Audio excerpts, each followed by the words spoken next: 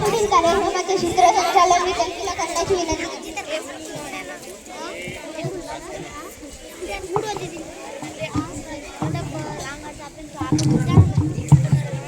तर यापुढील कार्यक्रमाचे सूत्रसंचालन मी करणार आहे. या दोन व्यक्तीचे त्यांचे विचार, त्यांचे कार्य, त्यांच्या जीवनातील काही प्रसंग याबाबत ऐकूया. याचा साहजिक दिशा आपले विचार मांडेल. नाटिका चालू आहे ना. सन्माननीय व्यासपीठ आणि माझे मित्रांनो, आज मी तुम्हाला महात्मा फुले यांच्या कार्याबद्दल बोलणार आहे. हिंदीसाठी शाळा सुरू करताना महात्मा फुले यांना अनंत कष्ट सहन करावे लागले, पण तरीही ते आपल्या विचारापासून टप्पले नाही.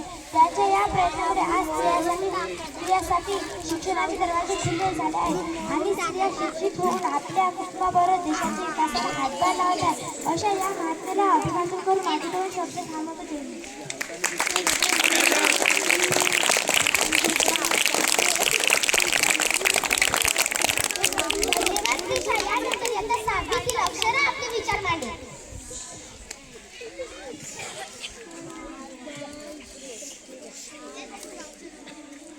आज मी तुम्हाला डॉक्टर बाबासाहेब आंबेडकर यांच्याशी बोलणार आहे. डॉक्टर बाबासाहेब आंबेडकर यांचे मूळ नाव भीमराव होते. त्यांचे वडील रामजी व्यासंगी व शिक्षणाविषयी आस्था असणारे होते, म्हणून त्यांनी बाबासाहेबांना शिक्षण घेण्यास प्रोत्साहन दिले. त्यासाठी त्यांनी अपार कष्ट केले. बाबासाहेबांच्या प्रगतीवर त्यांचे बारीक लक्ष असायचे. वडिलांच्या विचारांना पगडा आंबेडकर यांच्यावर होता.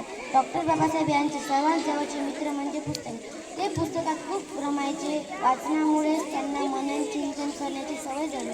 कुशाग्र बुद्धिमत्ता, उत्तुंग ज्ञान व अखंड वाचन यामुळे ते आपल्या भारतीय राज्यघटनेचे शिल्पकार झाले. या कर्तृत्ववान घटनेचे शिल्पकार मी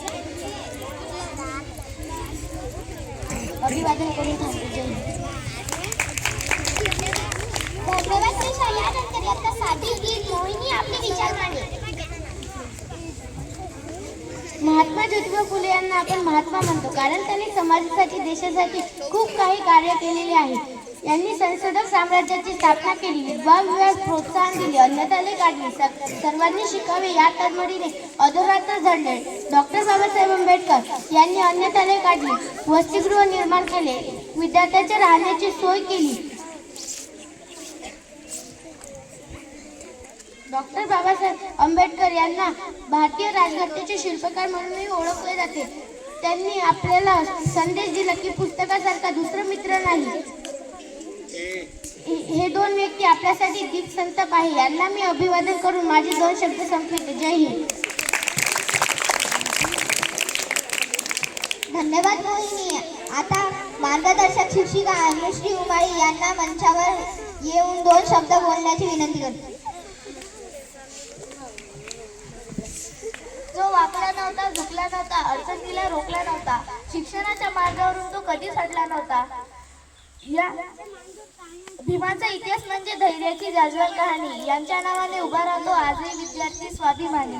14 एप्रिल 1891 या दिवशी मध्य प्रदेशातील मऊ येथे गरीब कुटुंबात भीमराव यांचा जन्म झाला. त्यांचे वडील रामजी सपकाळ सैन्यात होते व आई भीमाबाई अतिशय कष्टाळू व प्रेमळ होत्या.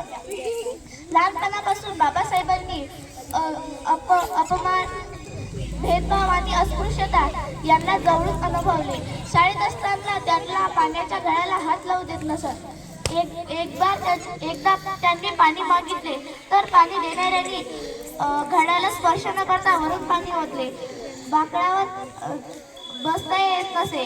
वर्गात वेगळीच जागा, वेगळेच नियम. पण या अन्यायाविरुद्ध बाबासाहेब हटले नाही. उलट मनात ठरविले, एक दिवस मी शिकणार, मोठा होणार आणि या अन्यायाविरुद्ध आवाज उठवणार. धन्यवाद. धन्यवाद अनुश्री. आता मुख्याध्यापिका डिंपल गावंडे यांना आपले विचार मांडण्यास पुढे बोलवत आहे. सर्वांना माझा नमस्कार. माझे नाव डिंपल ज्ञानेश्वर गावंडे. आज 6 डिसेंबर डॉक्टर बाबासाहेब आंबेडकर यांची पुण्यतिथी. डॉक्टर बाबासाहेब आंबेडकर हे भारतीय संविधानाचे जनक होते. 2 दलितांना त्यांनी न्याय मिळवून दिला. अशा या महान महान व्यक्तीला माझे कोटी कोटी प्रणाम. करून जीवाचे रान दिला त्यांनी सर्वांना सन्मान दिला त्यांनी सर्वांना सन्मान अशी भीमरावांची शान लिहिले त्यांनी संविधान.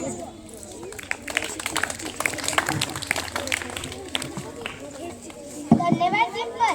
आता मी आजच्या कार्यक्रमाच्या अध्यक्षांना विनंती करते की त्यांनी आपले मन मांडावे.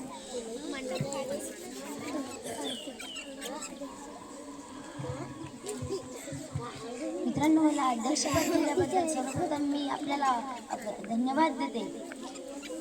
आपण अनेक विद्यार्थ्यांचे विचार ऐकले, त्यातून आपल्याला या दोन व्यक्तींची कार्याची माहिती मिळाली. कवी विंदा करंदीकरांनी म्हटल्याप्रमाणे देणाऱ्याने देत जावे, घेणाऱ्याने घेत जावे, घेता घेता एक दिवस देणाऱ्याचे हात घ्यावे. महात्मा फुले व डॉक्टर बाबासाहेब आंबेडकर यांच्या कार्याने, त्यागाने व सेवेने प्रेरित होऊन आपण ही शिक्षणाची गंगा घरोघरी पोहोचवण्याचा संकल्प करूया व आपल्या परिसरातील एकही विद्यार्थी शाळाबाहेर राहणार नाही यासाठी प्रयत्न करूया.